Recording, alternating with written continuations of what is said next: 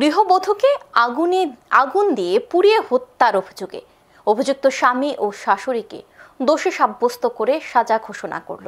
আসামি জিতেন্দ্র চৌধুরী ও সুখমতি দেববর্মাকে দোষী সাব্যস্ত করে সাজা ঘোষণা করেন কমলপুরের অতিরিক্ত দায়রা জজ আদালতের বিচারপতি সৌম্য বিকাশ দাস।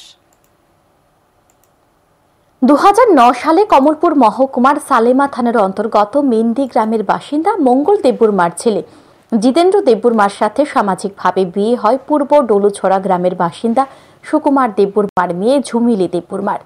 অভিযোগ, বিয়ের পর থেকে বোনের জন্য ঝুমিলির উপর শারীরিক ও মানসিক নির্যাতন চালাতো স্বামী জিতেন্দ্র দেববর্মা, শ্বশুর মঙ্গল দেববর্মা ও শাশুড়ি সুখমতি দেববর্মা। 2012 সালের 25শে সেপ্টেম্বর সকালে স্বামী জিতেন্দ্র দেববর্মা, শ্বশুর মঙ্গল দেববর্মা ও শাশুড়ি সুখমতি দেববর্মা মিলে জোরপূর্বক ঝুমিলির শরীরে কেরোসিন ঢেলে আগুন ধরিয়ে দেয়। আশঙ্কাজনক অবস্থায় ঝুমিলিকে প্রথমে ধলাই জেলার কুলাই হাসপাতালে এবং পরে জেবি হাসপাতালে ভর্তি করা হয়। জেবি হাসপাতালের চিকিৎসাধীন অবস্থায় মৃত্যু হয় ঝুমিলি দেববর্মার।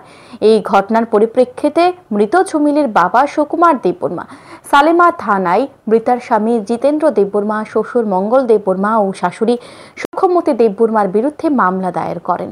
মামলার তদন্ত প্রক্রিয়া চলাকালীন অভিযুক্ত মঙ্গল দেববর্মার মৃত্যু হয়।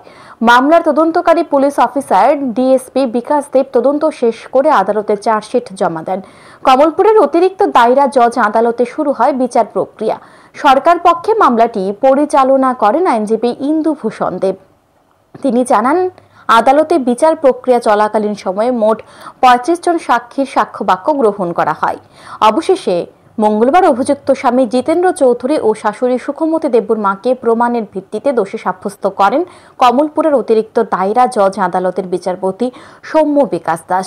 বুধবার আসামিদের সাজার দিন ধার্য করা হয়। এদিন বিচারক আসামি জিতেন্দ্র দেববর্মাকে ভারতীয় দণ্ডবিধি 304B ধারায় 10 বছরের সশ্রম কারাদণ্ড এবং ভারতীয় দণ্ডবিধি 498A ধারায় 1 বছরের সশ্রম কারাদণ্ড এবং 5,000 টাকা আর্থিক জরিমানা অনাদায়ে আরও 3 মাসের অতিরিক্ত কারাবাসের নির্দেশ দেন এবং শাশুড়ি সুখমতি দেববর্মাকে ভারতীয় দণ্ডবিধি 304B ধারায় 7 বছরের সশ্রম কারাদণ্ড, ভারতীয় দণ্ডবিধির 498A ধারায় 1 বছরের সশ্রম কারাদণ্ড এবং 5,000 টাকা আর্থিক জরিমানা অনাদায়ে আরও 3 মাসের কারাবাসের নির্দেশ দেন।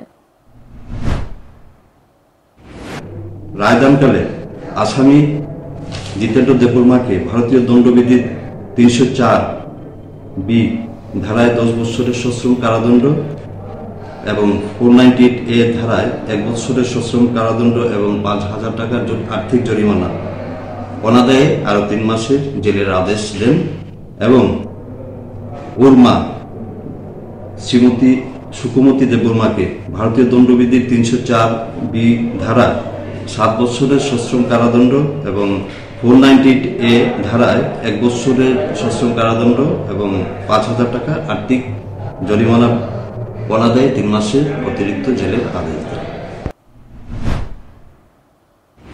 দীর্ঘ প্রায় 12 বছর পর আদালতের এই রায়ের ফলে খুশি মৃতার বাপের বাড়ির লোকজন। ন্যায় বিচার পেয়েছে মৃত ঝুমিলি দেববর্মার মা বাবা সহ পরিবারের লোকজন। Bureau report, news today.